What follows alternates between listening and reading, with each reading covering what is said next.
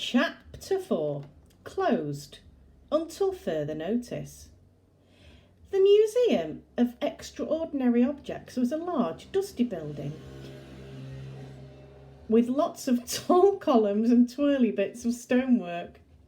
It sat on the corner of West 28th Street and near the Park Avenue, and looked, when viewed from one of the surrounding skyscrapers, like a dinosaur.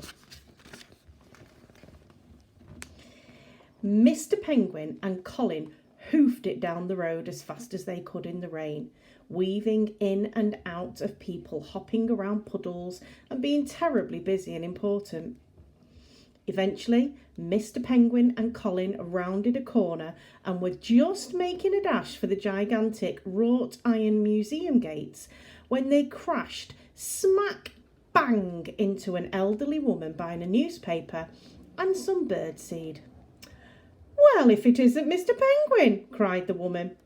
She helped Mr. Penguin up and carefully popped Colin's bowler hat back on his head. I love Colin. It was their good friend Edith Hedge, who lived in the park and fed the birds. Often Mr. Penguin and Colin would go and share their lunch with her. Edith was, as always, wearing about 15 different anoraks, one on top of the other, belted at the waist with a large bum bag.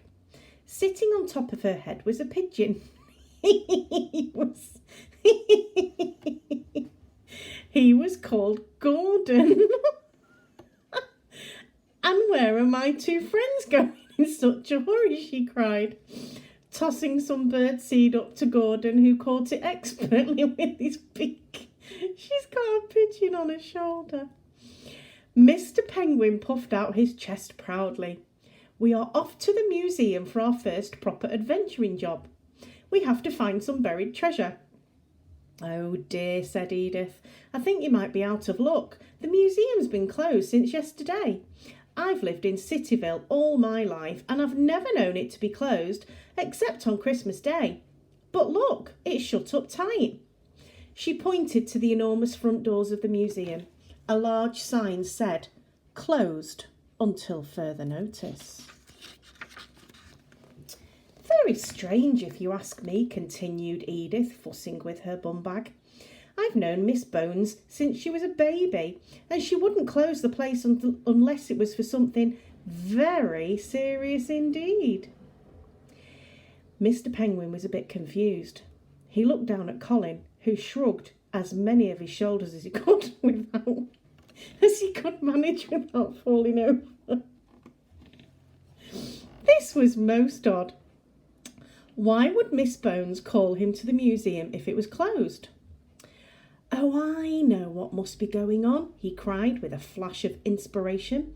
"I bet Miss Bones and her brother closed the museum to look for the treasure without lots of people getting in the way. That's got to be it." Edith's face creased up into a smile. It was like looking at a very friendly crinkled paper bag. "Well, there we are," she said. "That must be what's happening. You are clever, Mr. Penguin. Now promise you'll come and find me as soon as you can to tell me about this treasure." "Of course," said Mr. Penguin. "But now we must go. We're running a bit late."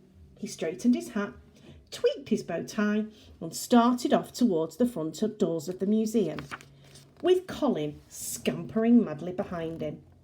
"Good luck," cried Edith, waving her newspaper at them. Gordon ruffled his feathers encouragingly. The two of them headed back into the park as Mr. Penguin and Colin clambered up the steps of the museum.